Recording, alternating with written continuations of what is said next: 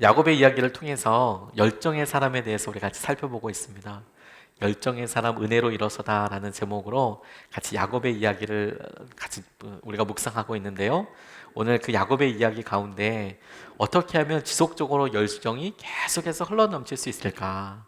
열정의 에너지원이랄까요? 원동력이랄까요? 우리 가운데 우리가 한 번 시작하고 한 번 관계를 맺고 했던 일들이 어떻게 끝까지 잘 은혜롭게 진행이 되고 다가갈 수 있을까?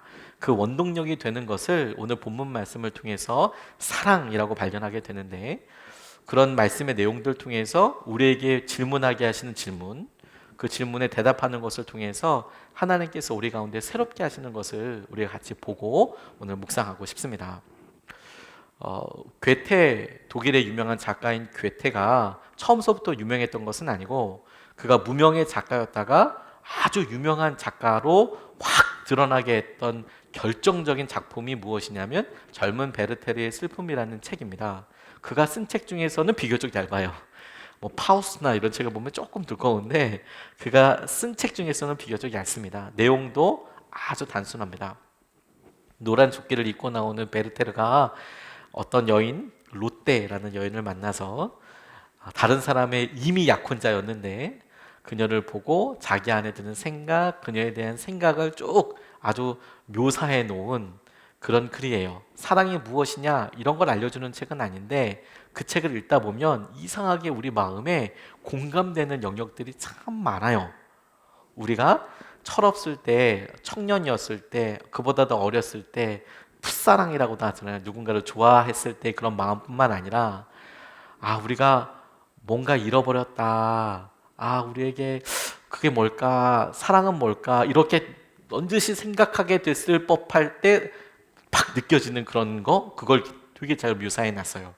그 내용을 간단하게만 네 가지 질문으로 요약해 보면 이렇습니다. 거기에 사랑하는 사람의 모습이 나오는데요.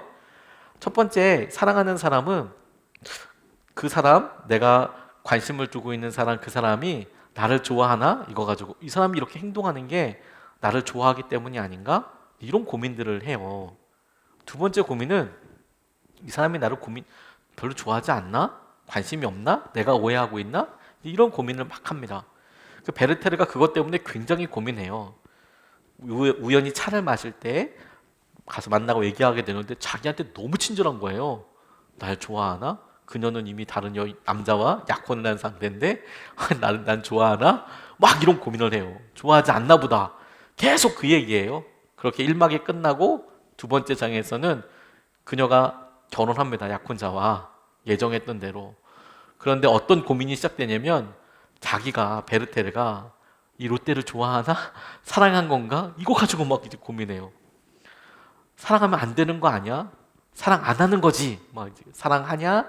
안 하느냐? 이제 막 그런 것 가지고 고민을 합니다. 답은 나와 있지 않습니다. 사랑이 무엇이다, 어떻게 한다, 이야기 나와 있지 않지만 그 책을 읽는 사람들이 이 베르테르가 막 고민하고 있는 그 생각들, 내용들 통해서 저 사람이 내가 사랑하나 사랑하지 않나, 나는 그 사람을 사랑하나 사랑하지 않나, 이 고민과 막 뒷목이 뻣뻣해지는 이런 뜬금을, 뜬 눈으로 밤을 새우는 그런 생각을 넌지시 공감하게 되는 거예요. 그래서 사랑이 무엇인지 모르겠지만 사랑하는 사람은 이렇더라, 이런 밤이 있더라, 이런 고민이 있더라, 이런 어려움이 있더라, 이런 것을 떠올리게 하고 공감하게 되죠. 그런데 우리도 그런 사랑을 언제 좀 해봤을 텐데요, 어느 순간에 그 마음이 점점 잦아드는 겁니다. 그리고 사랑이, 고민이 어느 순간에 전혀 다른 이유들로 이렇게 덮여지는 것 같은 느낌이 이제 들어요. 그리고 그런 순간에 내가 사랑이 있는 건가? 그래서 그때의 마음을 이제 떠올려 보려고 합니다. 대부분의 많은 사람들이 이제 겪게 되는 일들이죠. 그런데 오늘 야곱을 보니까 7년 동안 그렇게 일하면서 며칠같이 보냈다라는 그의 마음이, 그의 성정도 열정적인 사람이었지만 그에게 그런 마음이 유지되는 키워드로 사랑이라는 말을 떼어봤을 때 우리에게 딱 던져주는 것이 있겠다고 싶어요. 야곱이 라반과 함께 밧단 아람에서 살게 됐습니다. 그곳에 머물면서 처음에는 그저 돕는 수준으로 일했던 것 같아요. 한 달 정도 일하는 것을 보고 라반이 먼저 말을 걸어옵니다. 네가 아무리 친척이지만 그렇게 거저 일할 수 거는 좀 아닌 것 같다. 그렇게 이야기하면서 이제 이야기를 하죠. 야곱이 처음에 라헬과 만날 때 돌을 덮어놨던 우물을 덮어놨던 돌을 여러 사람이 함께 이동해야 하는데 혼자서 번쩍 들어가지고 치워서 라헬이 끌고 온 가축대를 먹이는 장면이 나오거든요. 힘도 셌나 봐요. 일도 꽤 했나 봅니다. 그러니까 라반이 그 모습을 보고 이제 질문하게 되는 것이죠. 그리고 그 질문을 저와 여러분들도 같이 한번 해봤으면 좋겠습니다. 이렇게 질문합니다. 14절 15절 말씀을 보면 말을 듣고 난 라반은 야곱에게 말하였다. 너는 나와 한 피부치이다. 야곱이 라반의 집안일을 하다 야곱이 한 달을 라반의 집에 머물러 있을 때에 라반이 그에게 말하였다. 내가 나의 조카이긴 하다만 나의 일을 거저할 수는 없지 않느냐. 너에게 어떻게 보수를 주면 좋을지 너의 말을 좀 들어보자. 네가 한 수고, 너에게 소중한 시간, 네가 갖고 있는 계획, 네가 하고 있는 여러 관계, 그런 일들에 내가 이 일을 시키고 내가 필요한 이 일을 네가 대신해 주면 얼마만큼의 보수를 줄 수 있게 면 되겠느냐, 이렇게 물어보는 것이죠. 다른 사람들이 우리를 보고 우리에게 있기 때문에 그 사람이 필요로 하는 것들, 우리가 이게 나눌 만한 것이 있어서 어떻게 하면 그걸 좀 나눠줄 수 있겠니? 이렇게 물어보게 될 때, 그걸 바꿀 수 있을지 이런 걸 물어보게 될 때 경제 활동의 첫 번째 시작됩니다. 예를 들어서 저에게는 콩이 있고 옆집에는 콩이 없고 대신에 호박이 있으면 호박 얼만큼이랑 콩 얼만큼이랑 바꿀 수 있는지, 나는 있지만 상대방에는 없는 거, 상대방은 있지만 나한테 없는 거, 그런데 서로 필요한 거, 이런 것을 물물교환하기도 하죠. 그게 이제 경제 활동이고 바꾸게 되는 거죠. 사실 처음에는 이렇게 단조로운 경제 활동이 시작됐을 겁니다. 물물교환 형태가 됐겠죠. 그런데 처음에는 단조로웠지만 이게 화폐, 돈이 생기면서 조금 복잡해지게 됩니다. 간단해지는 것 같지만 실상은 조금 복잡해지는 이유가, 이제는 사람들이 무거운 물품을 들고 먼데 이동할 수도 없고 하다 보니까 돈을 만들어서, 그러면 이 콩은 얼마어치야? 얼마라고 할 수 있을까? 정해놓고, 호박은 얼마라고 할 수 있을까? 정해놓고 돈으로 중간에 바꾸는 일을 이제 하게 되죠. 웃지 못할 이야기지만, 그래서 스파르타 같은 나라는 사치를 방지하기 위해서 하루에 쓸 수 있는 금액을 정해놓기 위해서 아주 무식한 방법을 썼어요. 돈이 맷돌만한 크기였습니다. 동전 하나가. 그래서 3개 이상 드는 사람이 없었대요. 여자들은 뭐 이거 들려고 그러면 힘들고, 맷돌이 3개, 그러니까 뭐 장사들도 이렇게 3개 들고 가려고 그러면 하루에, 그러니까 이거 3개 이상 못 사는 거겠죠. 이 맷돌만한 크기의 돈 하나였으니까 그렇게 했다고들 하더라고요. 그게 왜 복잡해지냐면요, 이게 보이지 않는 것에 대해서 질문하게 될 때 복잡해져요. 보이는 거, 핸드폰 얼마, 뭐 공책 얼마, 집 얼마, 이런 건 단순해지지만 안 보이는 것 있지 않습니까? 예를 들어서 부모님이 자녀들에게 하는 사랑은 얼마짜리일까요? 그건 얼마짜리라고 계산해야 될까요? 시급으로 계산하면 됩니까? 최저임금제로 해서 8,720원으로 결정하면 됩니까? 아닐 거예요. 그러면 부부가 부부 사이에 서로 이해하고 배려하는 말은 얼마짜리라고 할 수 있을까요? 그것도 감히 가격을 매기기가 참 어렵죠. 자발적으로 헌신하는 것을 그걸 얼마라고 이야기하면 생각거리가 정말 많아지게 될 겁니다. 하나님께서 우리에게 이 야곱을 통하여서 저는 이렇게 물으신다고 적용해 보게 됐어요. 누군가가 우리에게 물을 때, 그 물음에 대해서 대답할 때 그 가격이 결정이 되잖아요. 내가 그만큼이면 그 일을 하겠습니다. 그렇게 그 일이 내게는 충분하겠습니다. 근데 이 질문을 주님께서 우리에게 하신다고 생각해 보세요. 네가 하고 있는 수고에 대해서 너는 그게 얼마짜리라고 생각을 하느냐? 네가 드리고 있는 예배는 너에게 얼마만큼의 가치가 있는 것이냐? 네가 하고 있는 섬김은 너에게는 얼마만큼의 가치가 있는 것이냐? 아직 야곱이 라헬에 대해서 이야기하기 전이에요. 그런데 라반이 넌지시 묻고 있죠. 너에게 소중한 그 시간, 너에게 소중한 그 꿈, 계획, 무엇으로 바꿀 수 있겠느냐 라는 질문에 여러분들은 어떻게 대답을 하시겠습니까? 그 말에 사랑입니다. 사랑이면 충분하겠습니다. 이런 대답이 나오실 수 있으시겠습니까? 오늘 주님께서 이 야곱의 모습을 통해서 우리에게 하나님이 주목하시는 소중한 가치 한 가지를 보여주시게 하시는 게 바로 그 사랑이라고 붙잡게 됐어요. 사랑이라고. 왜냐하면 이야기를 이어가면 야곱은 바로 대답하죠. 내게 있어서 일에 대한 대가? 그게 사랑입니다. 내게 라헬을 주십시오. 아내를 주십시오. 이렇게 이야기하고 하거든요. 15절로 18절 19절 말씀을 보면 야곱은 라헬을 더 사랑하였다. 그래서 그는 제가 7년 동안 외삼촌 일을 해드릴 터이니 그때에 가서 외삼촌의 작은 딸 라헬과 결혼하게 해주십시오 하고 말하였다.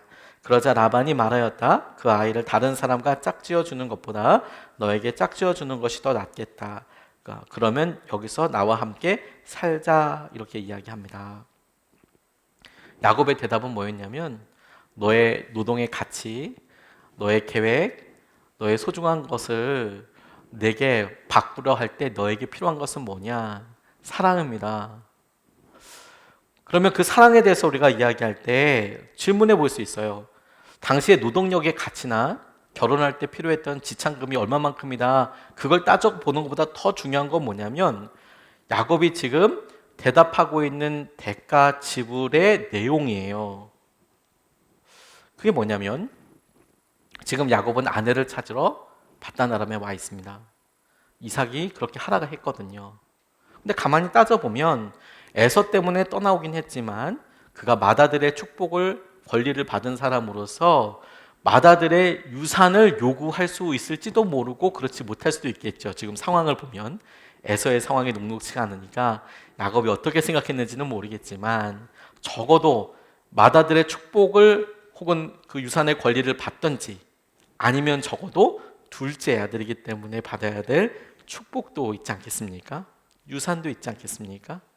혹은 지금 이 자리에서 자기가 돌아가게 되면 얻게 될 사회적인 지위, 그리고 아버지로부터 물려받게 될 여러 관계, 또 하나님께 기도해서 받게 된 여러 상황, 이런 것들을 이야기할 수도 있잖아요.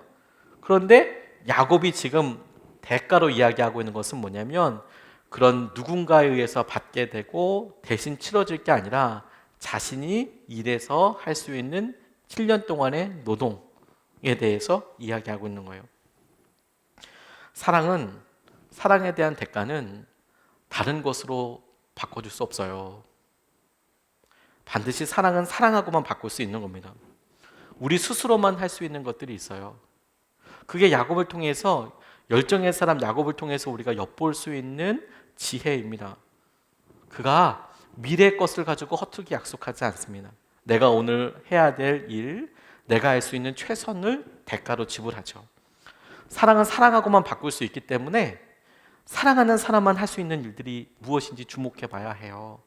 그게 필요한 거거든요. 예를 들어 자녀들을 위해서 기도하는 것은 부모님만 할 수 있어요. 그건 아무도 못 해줍니다. 제가 선한목자교회에 있을 때 안수기도를 많이 섬기게 됐었습니다.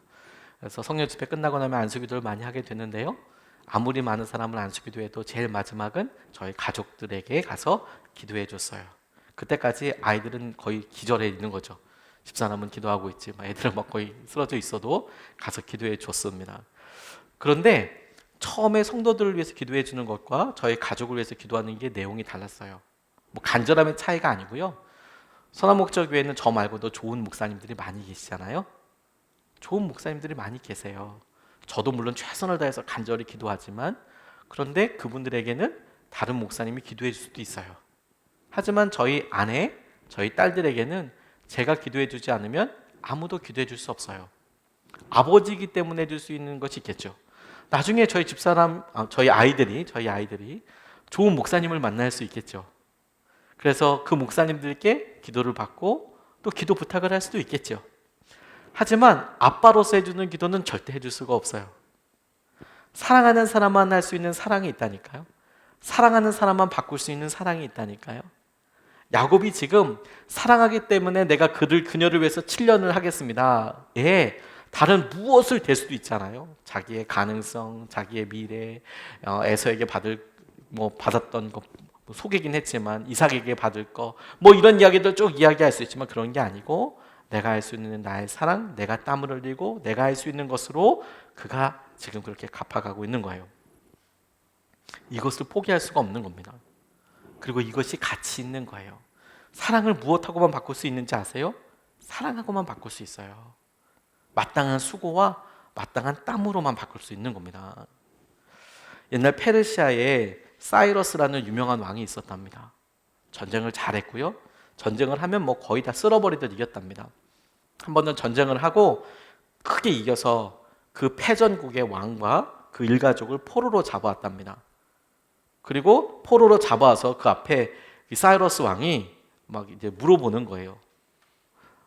비웃듯이 혹은 놀리듯이 조롱하듯이 물어보는데 그 적국의 왕에게 말을 건넸습니다. 내가 너의 목숨을 살려주면 나한테 뭘 해줄 수 있냐? 이렇게 물어봤대요. 적국의 왕에게. 그 자리에는 왕도 있고 왕의 아내도 있고 왕의 자녀들도 있었습니다. 내가 너 살려주면 너 나한테 뭐 해줄래? 그랬더니 이 잡혀온 왕이 제 목숨을 살려주면 저희 나라의 재산의 절반을 바치겠습니다. 이렇게 대답을 했답니다. 다시 물었대요. 내가 그럼 네 자식들을 살려주면 나한테 뭘 해줄래? 이렇게 물어보니까 만약에 제 자식들을 살려주신다면 제가 저희 나라 재산의 전부를 다 왕에게 드리겠습니다. 바치겠습니다. 그러니까 이 사이러스 왕이 아주 빈정거리듯이 그래? 그렇다면 내가 네 아내를 살려주면 나한테 뭘 해주겠느냐? 이렇게 물었대요. 그랬더니 왕이 대답하기를 만약에 제 아내를 살려주신다면 제 목숨을 드리겠습니다. 이렇게 대답하더래요. 자기 목숨을 살려주면 이 나라의 재산을 반을 바치겠습니다. 저희 아이들을 살려주신다면 저희 나라의 전부를 바치겠습니다. 아예 왕권을 다 들어 바치겠습니다. 근데 만약에 제 아내를 살려주신다면 제가 제 목숨을 드리겠습니다. 그렇게 이야기하는 것을 보고 이 사이러스 왕이 굉장히 감동했대요. 그래서 이미 전쟁은 끝났고 이겼고 그래서 이 왕과 이 왕의 가족들을 보내줬답니다. 순순히 아무 조건 없이 돌아가라고 그렇게 보내줬답니다.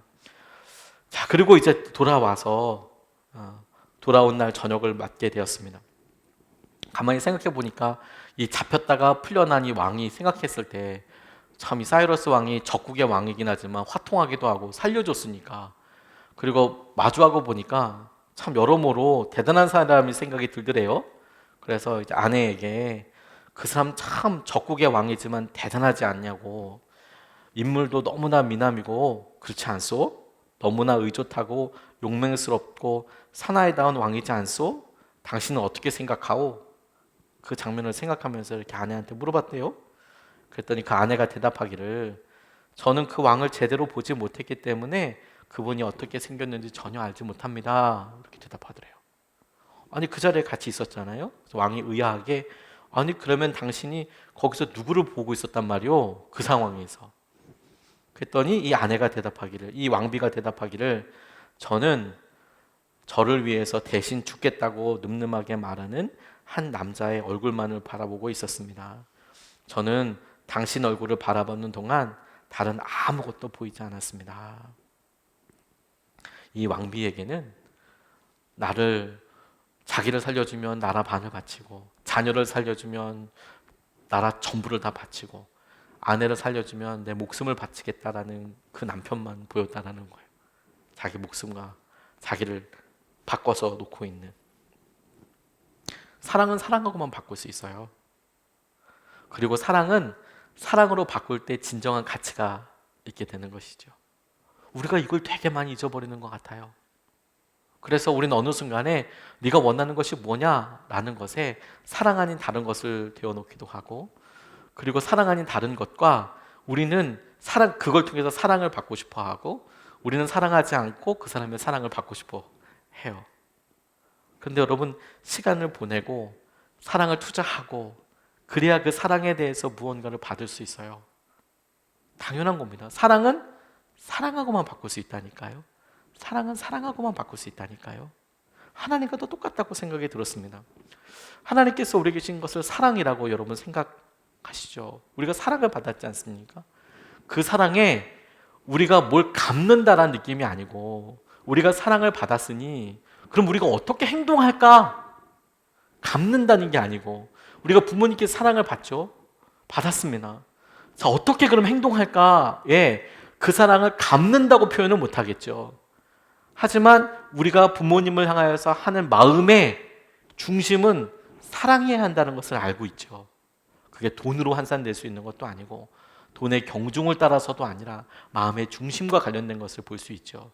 그게 빠지면 아무것도 아니라는 거예요. 하나님과의 사랑도 마찬가지라는 것입니다. 사랑을 무엇하고 바꿀 수 있겠습니까? 사랑이랑 바꿀 수 있는 거예요. 그런데 우리는 어느 순간에 땀 흘리지 않은 평안함, 시간의 대가지불 없는 간편함, 거기에 익숙해져 가는 것이죠. 야곱은 그렇지 않았다는 거예요. 내가 사랑하는 라헬을 얻기 위하여, 내가 이 라헬을 얻기 위한 시간과 모든 것을 내가 투자하겠다는 거예요. 그걸 사랑이라고 부른다는 거예요. 그걸. 우리가 하나님께 다시 한번 우리의 마음의 사랑을 점검하게 될 때, 주님 사랑하나요? 사랑합니다 라는 고백의 수준도 중요하지만, 그럼 내가 주님을 위해서 주님 받은 사랑에 대해서 어떻게 마음을 표현하고 있는가? 이게 중요한 질문이 될 거라고 저는 믿습니다. 그렇게 생각해 보니까 오늘 이 본문 말씀 우리에게 그러면 이 사랑이 계속 유지될 수 있는 중요한 동기를 혹은 방향을 우리에게 주신다고 싶어요. 새롭게 사랑을 시작하는 거예요. 새롭게 사랑을 시작하는 거. 20절 말씀을 보니까 이렇게 나와 있습니다. 야곱은 라헬을 아내로 맞으려고 7년 동안이나 일을 하였지만 라헬을 사랑하기 때문에 7년이라는 세월을 마치 며칠같이 느꼈다, 이렇게 이야기합니다. 야곱이 약속한 7년에 대해서 며칠같이 느꼈대요. 그가 라헬을 얼마나 사랑했는지를 나타내기도 하지만, 그래서 더욱 7년이라는 기간이 중요하겠다고 생각을 해보게 됐어요. 왜냐하면요, 보통 신혼의 시기를 3년 잡잖아요. 그죠? 더 오랜 시간이 지나면 사랑의 더 깊은 차원을 경험하지 않습니까? 만약에 제가 청년들한테 이 본문을 놓고 설교하면 사랑이 며칠같이 흘렀어 얘들아 이렇게 물어보면 청년들은 다 이해를 할 거예요. 연애 시기를 생각하고 사랑은 빨리 지나가지. 근데 여러분, 제가 이제 막 한 70 되시는 권사님한테 7년이 며칠같이 흘렀어 라고 이렇게 써요 이렇게 말씀을 드리면 그 7년의 의미가 완전히 다를 거예요. 야곱에게 7년이 며칠같이 흘렀다는 것을 그냥 저한테 단순하게 비교해 봤어요. 처음에 관계를 알아가고 조정 기간을 겪게 되고, 그리고 자녀가 태어나면서 모든 것이 새로운 의미를 갖게 됐어요. 그리고 다시 알아가야 되는 시간, 다시 상대방에 대해서 공부하는 시간을 가져야 됐습니다. 다 안다고 생각했는데 전혀 다른 사람과 만난다는 느낌이 있었어요. 7년이라는 시간은 참 길다면 길고 짧다면 짧은 시간이 되겠죠. 그리고 한 번 더 살아서 처음 신혼 때 샀던 냉장고를 바꿀 때쯤이 되면 이미 그 가정에는 어마어마한 사연과 사고와 이야기들이 있지 않습니까? 냉장고 하나 바꿀 정도의 시간이 지나면 그럼 참 많은 이야기가 거기에 있어요. 경제적인 어려움, 변화, 자녀들, 부모님, 뭐 이름 말할 수 없는 걸 냉장고가 다 듣고 있었나 봐요. 걔가 바뀔 때쯤 정도 되면 참 많은 사랑의 또 다른 차원을 경험하게 되죠. 그래서 7년이라는 시간을 볼 때 저는 문득 그런 생각을 했답니다. 이 7년이 그냥 처음 청년들이 생각했을 때 7년을 며칠같이 빨리 지났다 이런 표현이 분명히 맞을 텐데, 그것뿐만 아니라 7년을 실제로 살아보고 그리고 그렇게 시간을 보내본 사람들에게, 야곱에게 이게 어떤 느낌일까를 조금 더 집요하게 좀 물어보고 묵상해 보게 됐어요. 그러다 보니까 제게 이것이 이렇게 읽혀지더라고요. 사랑하기 때문에 7년이 며칠같이 지났다 이렇게 해석할 수도 있어요. 그게 지금 바른 해석인데, 7년이 며칠같이 느껴진 이유가 사랑하기 때문이었다 이렇게 봐도 상관이 없잖아요. 7년이 며칠같이 느껴진 이유가 사랑하기 때문이었다. 왜냐하면 야곱이 그 7년이 며칠같이 느껴졌다라고 이야기했지 안 힘들었다라고 이야기하진 않아요. 안 힘들었다고 이야기하지 않아요. 그게 아주 편안했다, 행복했다 이렇게 이야기하지 않습니다. 그 7년은 그가 목동으로서 아주 힘들고 어려운 고된 밤을 다 포함하는 더하기 포함하는 날이었을 거예요. 그 사이에는 나엘과의 아주 복잡 미묘한 관계가 다 포함되어 있는 날이었을 거예요. 그에게는 7년이란 약속이 한없이 멀게만 느껴지기도 하는 세월이었을 겁니다. 그런데 그가 그 시간을 며칠같이 느꼈던 이유는 딱 하나, 사랑했기 때문에 라는 거예요. 사랑했기 때문에. 저는 우리에게도 이것이 똑같이 이렇게 질문하고 적용될 수 있겠다고 붙잡았어요. 우리가 우리의 삶의 열정이 다 되고 힘들고 어렵다고 생각될 때 우리는 우리 스스로 능력이 한계다라고 점검을 해요. 혹은 코로나 시기와 같이 너무 상황이 어려워. 이젠 때가 됐잖아. 이렇게 생각을 합니다.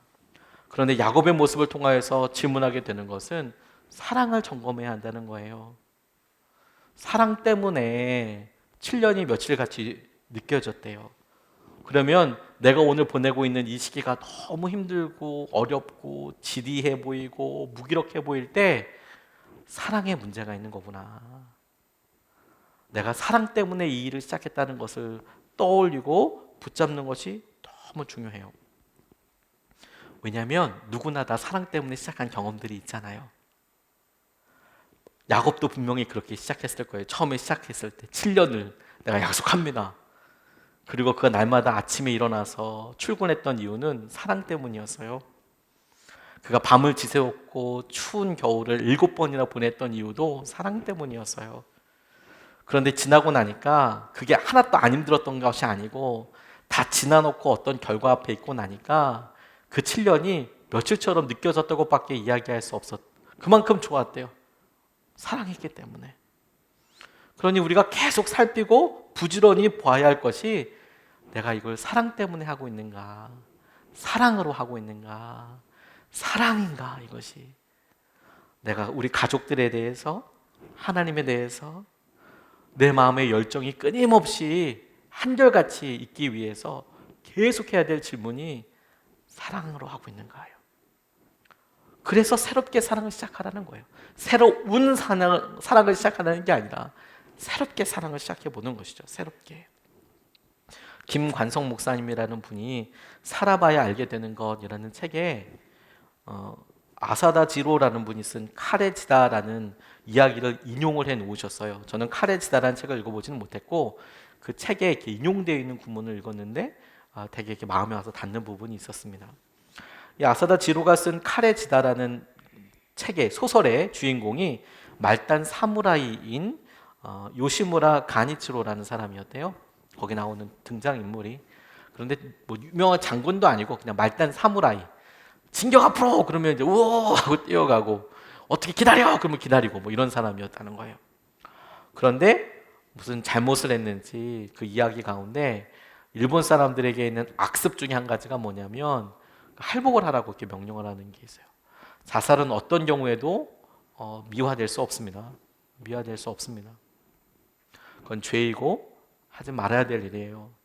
하지만 이 소설에서 나와 있는 이야기를 이야기하기 위해서 좀 더 진행을 해보면 죽어야 되는 상황 앞에 가족에게 자기 마음을 편지로 보내는 장면이 나와요. 근데 그가 이렇게 표현하는 글에서 제가 정말 공감을 많이 했어요. 이렇게 썼습니다. 미스야, 아마 이 미스는 딸 이름인 것 같아요. 미스야, 마침내 할복하기로 했지만 내 모습이 어른어른 떠오른다. 미스야, 아비는 말이지 네가 이뻐서 어쩔 줄을 몰랐다. 너희는 탈범무사의 아내고 자식이라고 손가락질을 받을 것이나 그건 한때의 일이다. 나의 주군은, 그러니까 자기가 섬기는 사람은 나리님이 아니었다. 조장님도 아니었어. 너희야말로 나의 주군이었다.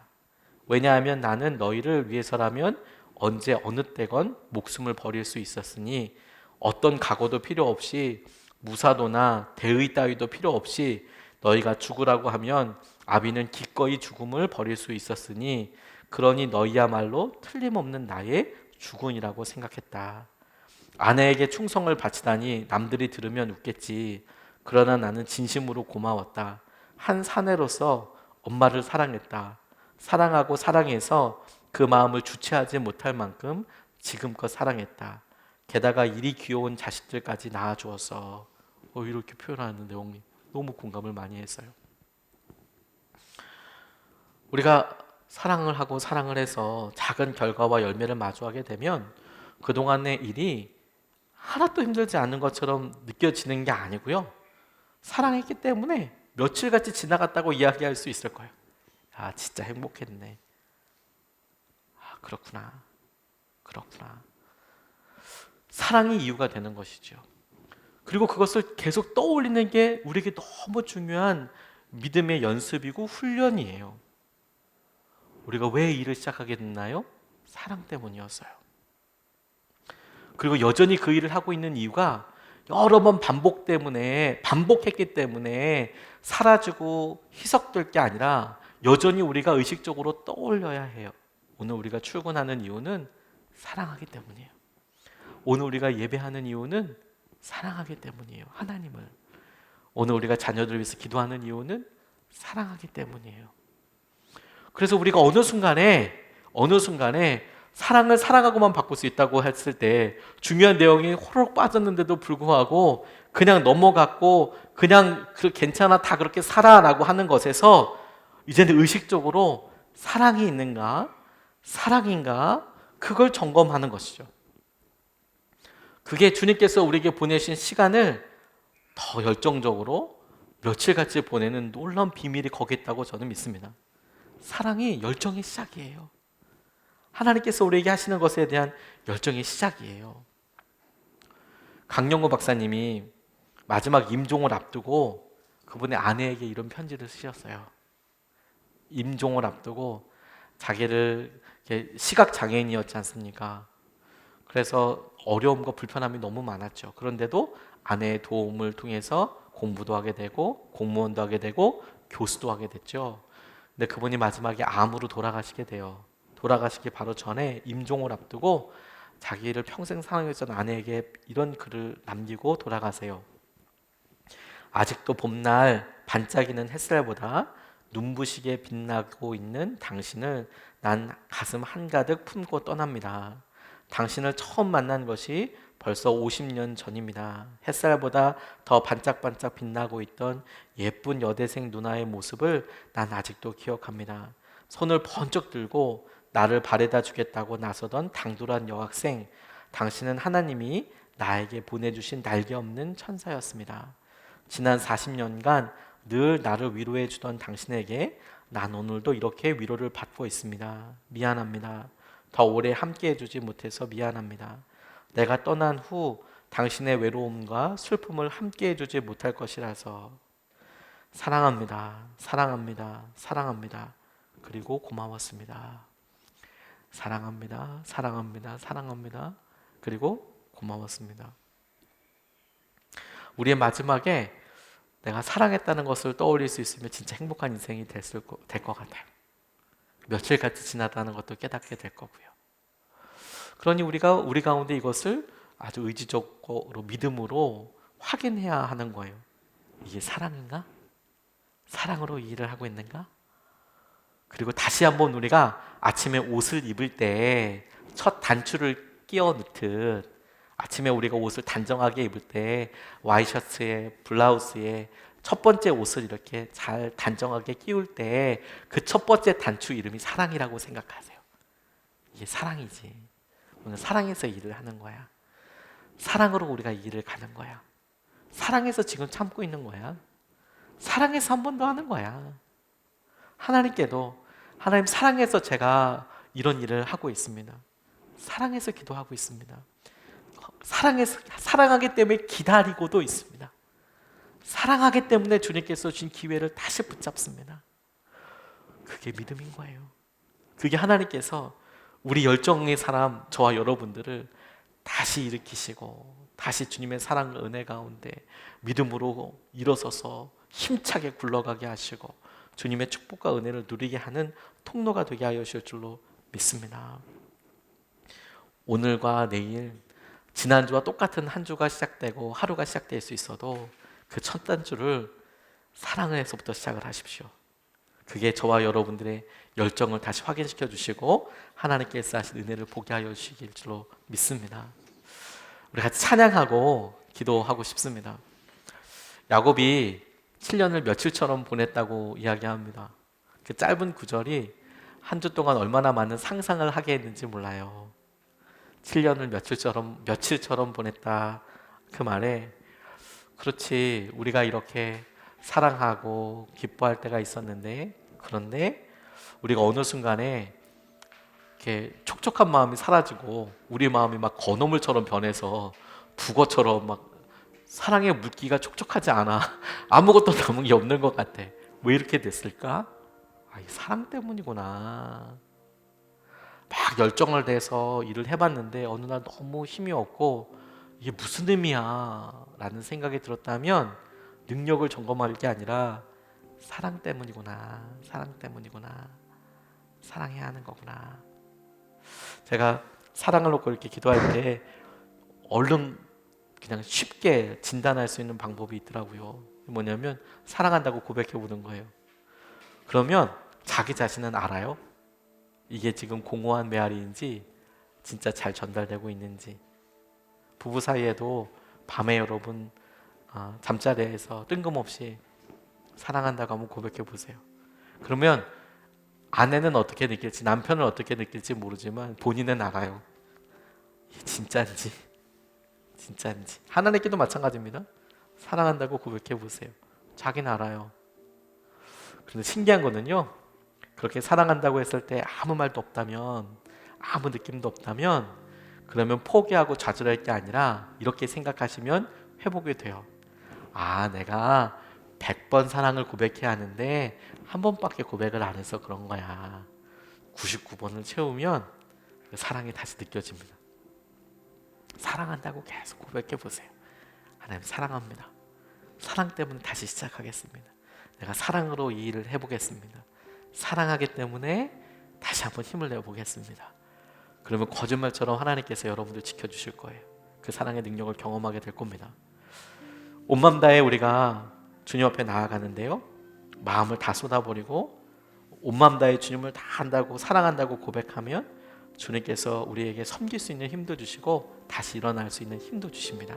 우리가 찬양하고 함께 기도하겠습니다.